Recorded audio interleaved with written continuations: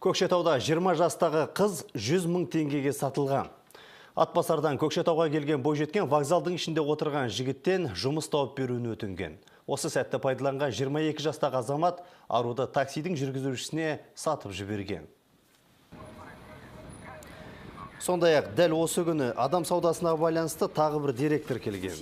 1979 жылғы әйел сауналардың бірінде 25 жастағы азаматшаға күш қолданып, қорқытып, бопсалау арқылы жезөкшелікпен айналысуға мәжбүрлеген анықталды.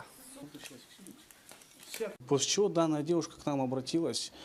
100 мың теңгеге сатылған білгеннен кейін қыз полиция бөліміне арызданған. Жедел іздестіру шараларын жүргізіп, нәтижесінде қызды сатқан Солтүстік Қазақстан облысының тұрғыны ұсталды. Дәйек заттар тәркіленді. Оған 5 жылға дейін бас бостандығынан айыру көзделген. Ал жеңгетайлықпен айналысқан әйелге 3 жылға дейін еркінен айыру жазасы тағайындалуы мүмкін.